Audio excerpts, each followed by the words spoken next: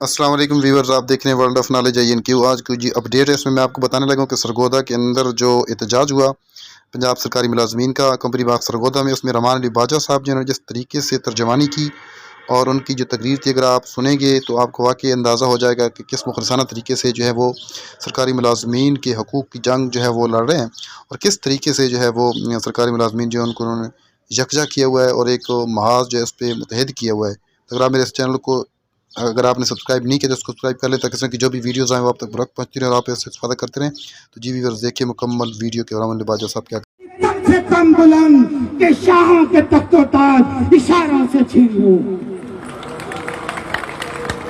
इधारे ख्याल के लिए मैं तेरा नाम न लूं कि फिर भी लोग पहचाने, वाह, मैं तेरा नाम न लूं तो फिर भी लोग पहचाने कि आप अपना तारुफ अला बहार की है। आपके और मेरे महबूब कायद माशरे मुलाजमीन दबंग लीडर जनाब रहमान अली बाजवा, चीफ कोऑर्डिनेटर अजीजा पाकिस्तान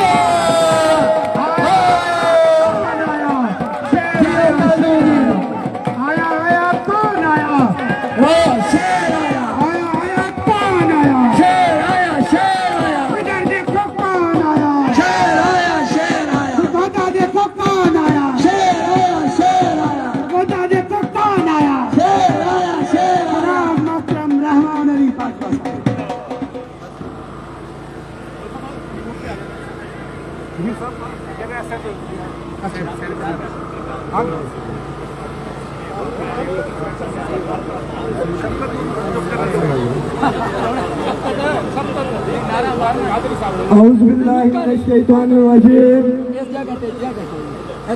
बिस्मिल्लाहिर्रहमानिर्रहीम।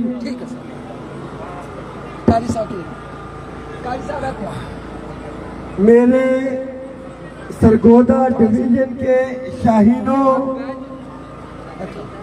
मेरे भाइयों और बिलखसूस मेरी बहनें जो इधर मौजूद हैं, आपको दिल की गहराइयों से अस्सलाम वालेकुम। रिकॉर्ड करो। अच्छा, लाइव जा रहा है। हमारी थोड़ी सी मेहरबानी की, या मुझे कर लें या डायरेक्शन दे दें।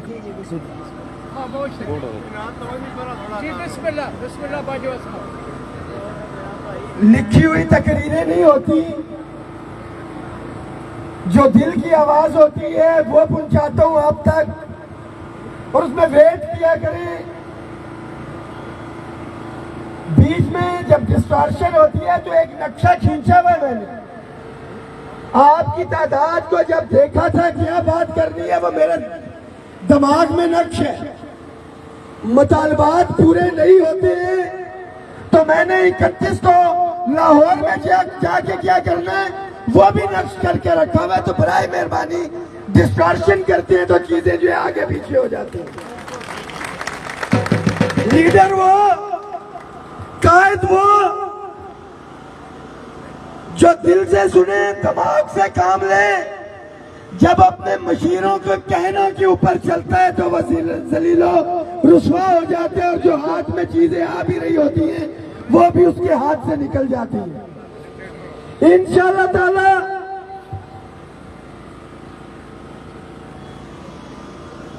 बातें अब पुरानी हो चुकी, एक एक मुतालिबा मैं अपने एक क्लास 4 के साथी को भी खड़ा करूंगा तो उसको भी पता है कि हमारे मुतालिबात क्या है। और लाहौर में जब 10 दिन हम मुसलसल धरने में रहे तो थके हुए थे, मीडिया वाले आते थे, साथी कहते थे जी इंटरव्यू करना है। हमने किसी साथी पे पाबंदी नहीं लगाई थी, मैंने कहा था जो मर्जी है बंदे को ले जाओ, उसको पता है उसके मुतालिबात क्या है, हर मुलाजिम को पता है उसकी परेशानी क्या है, उसकी पेंशन पे कितना कट लग रहा है, लीव इनकैशमेंट पे कितना फर्क पड़ रहा है और डिस्पैरिटी रिडक्शन अलाउंस जो वफाक के बाद तमाम सूबों को दिया गया, पंजाब को उससे महरूम रखा गया और बलोचिस्तान को, और ये सिर्फ इस साल हुआ है। आपको पता होना चाहिए कि जब हमने 2021 में भी ये डिस्पैरिटी रिडक्शन अनाउंस लिया था तो वफाक के अंदर मैं जेल के अंदर मौजूद था, गिरफ्तार किया गया हमें। और उस वक्त की गवर्नमेंट, इमरान खान साहब ये कहते थे कि जी मैं ब्लैकमेल नहीं होता। कुछ हमारी फिक्र जाफरिया की कम्युनिटी के 35 लोगों को शहीद किया गया, वो जनाजे लेके रोड पे बैठे हुए थे। उन्होंने कहा कि आए, उन्होंने कहा नहीं ये दफनाएंगे तो मैं आऊंगा, मैं ब्लैकमेल नहीं होऊंगा। फिर वक्त ने ये देखा कि interior minister Sheikh Rashid, defence minister Pervez Khattak, parliamentary affairs के मिनिस्टर अली मोहम्मद खान, उनकी सरबराही में कमेटी बनी, तहरीरी मुआहदा हुआ उनके साथ जो कहते थे कि ब्लैकमेल नहीं होते। और 25% जब डिस्पैरिटी रिडक्शन अलाउंस लिया, मुआहदे में था तमाम एडहॉक रिलीफ अलाउंसेस को बुनियादी तनख्वाह में जम करवाना। वो वफाक के बाद अल्हम्दुलिल्लाह सूबे में भी मिला और आप तमाम साथियों को मिला हुआ है। फिर 10 फरवरी 2022 को दोबारा से हमने जिद्दोजहद की, 15% वफाक में लिया और मेरे सूबाई साथियों को वो 15% 2022 में मिला। तमाम एडहॉक रिलीफ अलाउंस 2022 में जम करवाए वफाक में, वो आपके भी हुए। 2023 में रनिंग बेसिक पे के ऊपर 1 से लेके 16 35%, 17 से लेके 22 30% वफाक में हुआ। सूबों ने डंडी मारी, हमने इधर आके वो भी करवाया। 2024 में ग्रेड 1 से 16 25%, 17 से 22 20% वफाक में हमने लिया और यहाँ पे आके सूबों को फिर दिलवाया। हमारी बदकिस्मती कि in the meanwhile leave encashment पे कट लगाया गया। हमने तहरीक चलाई और जो साथी घबराए हुए थे वहां पे बैठ के मैंने कहा कि गिरफ्तारियां देना फारे में रहेगा, बजाय इसके कि खाली हाथ मुलाजमीन में जाएं। और रहमान बाजवा कायदीन में से वो पहला लीडर था जो गिरफ्तार हुआ और उसके बाद बाकी लोग गिरफ्तार हुए। ये तारीख का हिस्सा। और उस वक्त ये भी डिसाइड हुआ था कि हमारा खाना पीना इवन के बाथरूम भी अगर यूज करना है तो कंटेनर के ऊपर होगा। मगर हमारे बहुत से साथी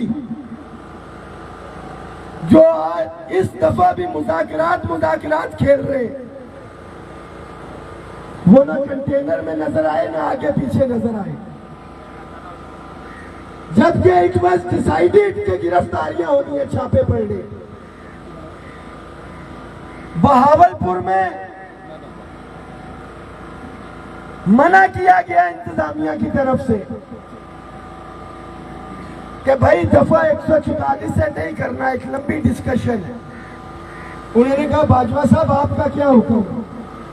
मैंने कहा बताएं भाई, हकीकत पाकिस्तान की तरफ से कॉल है, हुकूमत या रियासत के खिलाफ नहीं है, अपने और अपने बच्चों के हक के लिए निकलने। फौज के लिए रैली निकल सकती है, कश्मीर के लिए जो है दफा 144 में निकल सकता हूं, तो मैं अपने मुलाजमीन के लिए, उनके बुढ़ापे के सहारे के लिए दफा 144 ने देखा कि दफा 144 के अंदर बहावलपुर हो, मुल्तान हो, साहिवाल हो, हमने पुरअमन एहतजाज किया। आप लोगों को नहीं बताया था, मेरा मुलाजिम बड़े छोटे दिल का है। हमें तो तहरीरी तौर पे लिख के दिया हुआ है कि भाई आपको प्रोग्राम करने की इजाजत नहीं है। सलाम पेश करता हूँ अपने साथियों को। मैंने कहा ये बताना नहीं है, हम आएंगे, प्रोग्राम होगा, होके रहेगा और ये प्रोग्राम हो रहा है। ओ भाई, आज दफा 144 में मैं बहावलपुर में रुक जाता हूँ तो मुल्तान मुझे किसने करने देना? मुल्तान में कर लेता हूँ तो यहाँ पे किसने? और 31 तारीख को अगर दफा 144 का फरलू मेरे हवाले कर दिया, फिर मेरे मुतालिबात तो बढ़ गए ना।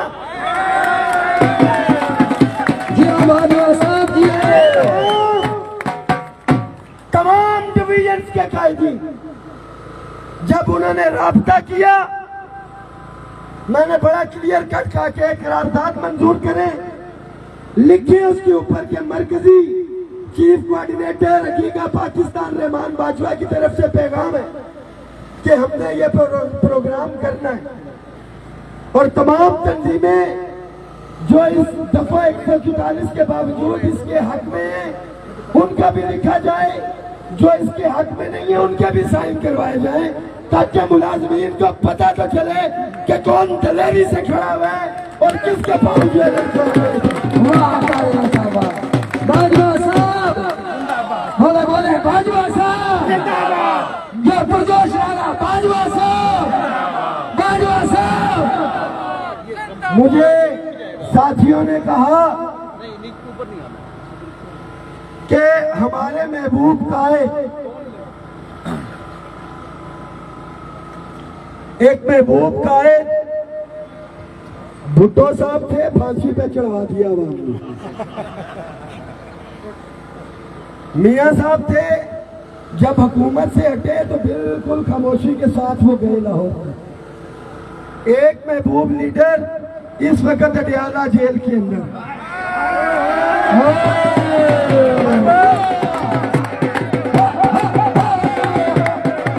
और इसकी वजह ये जितने हैं जो तालियां और नारे मारने वाले,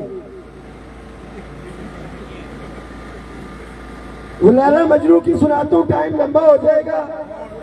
मजनू पहुंच गया, लैला को पता लगा कि मजनू आया है, उसने भेजा भाई अपनी मुलाजमा को, उन्होंने कहा भाई मार देंगे तो मौलवी साहब के हुजरे में छुपा दिया। उसने कहा मजनू बड़ा कमजोर है, लैला ने कहा खिदमत। उसने चूरी छुरी बना के भेजी, वो काम वाली जाती थी मुलाजमा खादमा, मौलवी साहब को चूरी दे आती थी, वो कहते थे खिला देंगे। वो महीना हो गया चूरी जा रही है, मगर वो कहती है मजनू को मिलती हूँ, वो कमजोर ही होता जा रहा। उसने ट्रे के अंदर जो है छुरी भेजी मुलाजमा के हाथ। उसने कहा आप जाएगा तो उसको कहना कि मजनू मुझे तेरी रान के जो है ना गोश्त का टुकड़ा चाहिए। तो जाके पैगाम देना। खादमा पहुंची, मौलवी साहब आए बाहर, उनका बताओ। उसने कहा जी आज छुरी नहीं है, ये छुरी है आज। तो ये जो है फरमाइश आई है। तो उसने कहा भाई ठहर जाओ, चूरी वाला मजनू मैं हूँ, छुरी वाला अंदर। मजनू वो चूरी मौलवी साहब खुद खा जाते थे। तो कुर्बानी वाले मेरे चूरी वाले मजनुओं जो सोशल मीडिया के ऊपर बैठे हैं, कुर्बानी देनी पड़ेगी। सिरा मजाक ईमानदारी के साथ रोजा है, बिल्कुल ईमानदारी के साथ। जो 10 दिन धरना था, बहुत से लोगों को पता भी नहीं था, कुछ हमारी भी गलती है। जो 10 दिन धरना था, कितने लोग लाहौर गए थे ईमानदारी से? तादाद गिननी अगला भी है अभी, और ये भी बिल्कुल ईमानदारी से। मुसलसल 10 दिन मुसलसल कितने लोग गए थे बिल्कुल ईमानदारी से? अकेला रहमान बाजवा 1 2 3 4 देखिए जो है 4-5, अब तादाद परसेंटेज गिर रही। ये है बुनियादी वजह मुतालिबात पूरे ना होने की। मैं मौजूद था, सबने देखा, 10 दिन था, खुदा पाक रसूल की कसम 10 के 10 दिन रोड के ऊपर सोए हो, ना किसी रिश्तेदार के घर गए हो, ना किसी होटल में। तो अगर लीडर कुर्बानी दे सकता है, मुझे ये इल्जाम दिया जाता है कि भाई वफाक से, मैं बिल्कुल वफाक से हूं, मगर मेरे ऊपर कर्जा है पंजाब का। जो पंजाब के साथी जो प्यार करते हैं, एतमाद करते हैं, जो एक कदम भी चल के आए हैं, मैं मकरूज हूं आप लोगों का। अब रो बंडी मैं मकरूज हूं आप लोगों का। और जो मैंने पहले कहा था कि जेल जाना मंजूर है, मैं खाली हाथ वापस नहीं आऊंगा जब तक हुकूमत संजीदगी का जो है इजहार नहीं करती। मैंने पहले कहा एक एक चीज पता है, मेहरबानी करेंगे। मंडी बहाउद्दीन से हमारा एक बड़ा काफिला खाकसार बरादरान इस्लामाबाद, जून की गर्मी हो, धरना हो, 2023 वाला जेलें हो, ये 2026 का इस फरवरी का धरना हो, भरपूर तादाद में साथ रहे, तालियों के साथ इस्तकबाल करें। मंडी बहाउद्दीन से वेलकम, वेलकम, मंडी बहाउद्दीन के कायदीन वेलकम, रहमान बाजवा तेरे जानी साहब, भरपूर तालियों में जैगम अब्बास, जहांगीर सिपरा, साजिद, ये जेल के साथी। कोई मुझसे हलफ भी ले, कोई पूछे कि पीछे कौन होगा, तो मैं अपना बड़े भाई का भी नहीं कहूंगा। वो मसरूफ होता है, उसकी मसरूफियत है, मुझे पता है, मगर मुझे ये पता होगा कि खाकसार बरादरान मंडी बहाउद्दीन से मेरे पीछे होंगे, मुझे फख्र है। जियो मंडी वालों जियो। और ये मुंह की तारीफ नहीं है, साबित किया है इन्होंने। इनके मरकजी कायदीन जैगम साहब, खाकसार बरादरान किधर गया जाएंगे? सिपरा किधर है? सिपरा चल कर भरपूर तालियां, ये बागी होकर मरकजी कायदीन से आए हुए हैं। जियो वफा इसको कहते हैं। जिंदाबाद न्याजी साहब। खाकसार बिरादरान नारा लगाए, खाकसार बिरादरान सरगोदा के शाहीनों मंडी बहाउद्दीन वालों का इस्तकबाल करें। खाकसार बिरादरान, खाकसार बिरादरान। 15 गाड़ियां, एक कोस्टर सिर्फ यहाँ पे नहीं, जहांगीर सिपरा, जैगम अब्बास, सैयद कमर अब्बास शाह, मुमताज अहमद टिक्का, आतिफ तड़ा या जो भी है तड़ी ला देती है, आतिफ सुल्तान, साजिद अमीद खोकर, डॉक्टर हैदर अली रांझा, अयूब अरूज, तमाम साथी खुशाब से हमारे जेल के बहुत से साथी इधर मुझे नजर आ रहे हैं। जो 2023 में रहे उनके लिए भी तालियां, तमाम साथी जो जेल में रहे।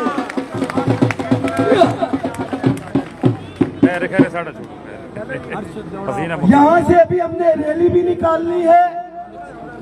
सर मुतालिबात पे बात करूंगा तमाम साथियों को। सारे बाजवे साहब लाइव चला रहे हैं ना, क्या करें? लीव इनकैशमेंट हो, 2 दिसंबर का पेंशन रिफॉर्म्स का नोटिफिकेशन हो, डिस्पैरिटी रिडक्शन अलाउंस हो, एसएससी एईओस की रेगुलराइजेशन हो, क्लास 4 के साथियों की अपग्रेडेशन हो, लैब अटेंडेंट्स की अपग्रेडेशन हो। हमारे स्कॉलर्स की लंबी लिस्ट है चार्टर ऑफ डिमांड की, रूल 17A के हवाले से ये वो तमाम मेजर इश्यूज हैं जो चार्टर ऑफ डिमांड की सूरत में हमने जमा करवाए हुए। हाथ खड़ा करके बताएं।